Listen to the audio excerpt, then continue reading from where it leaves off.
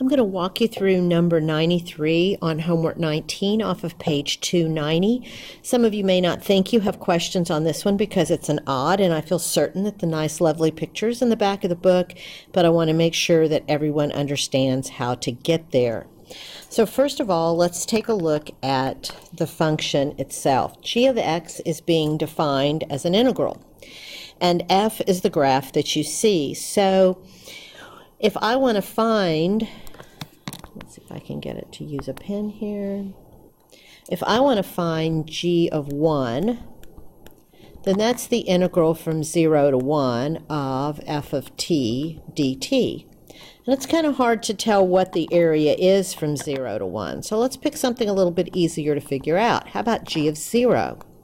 G of 0 is the integral from 0 to 0 of f of t, and we all know that an integral that has no width has a value of 0.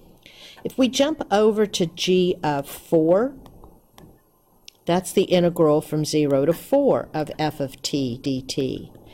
And from the picture, if you see that half of the area is above and the same region is below, then those two areas should cancel out. In other words, the positive that's above and the negative region that's below, and that's 0 also.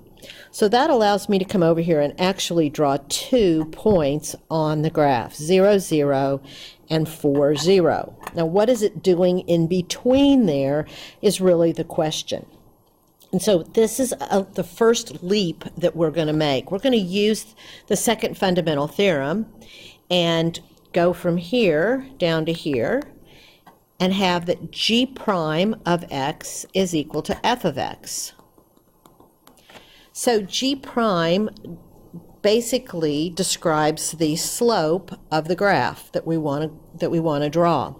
So if we look at f over the interval from 0 to 2, f of x is greater than 0, which means g prime of x is also greater than 0 over that interval, and g is increasing. Likewise, from 2 to 4, the graph of f is below the x-axis, so f of x is less than 0. So g prime is less than 0, and g is decreasing. So what we know right now is from 0 to 2, our graph is going to increase, and from 2 to 4, it's going to decrease. How it's going to decrease deals with concavity, and from that, we're going to make our second leap. So we're going to go over here and say that g double prime of x equals f prime of x. So f prime describes the slope of f, and f has a positive slope, or f prime is greater than 0 over the interval 0 to 1, and again from 3 to 4.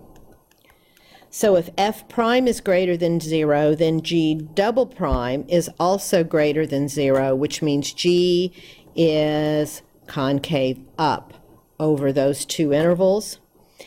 F prime is less than 0 where the graph is decreasing, and so that's from 1 to 3.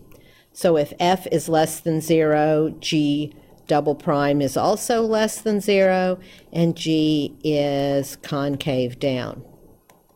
So let me take all of this information and try to draw a graph. So we're going to increase from 0 to 2, but how we're going to increase is from 0 to 1, we're going to be concave up, and from 0 to 2, we're going to be concave. From 1 to 3, we're going to be concave down. So I'm going to increase, concave up, increase, concave down, decrease, concave down from 2 to 3, and decrease concave up from 3 to 4. So to kind of try to get a smooth, sort of looks like a bell maybe, and that's what the graph looks like. So we're increasing concave up from 1 to 2, increasing concave down from, increasing concave up from 0 to 1, increasing concave down from 1 to 2, decreasing concave down from 2 to 3, and decreasing concave up from 3 to 4.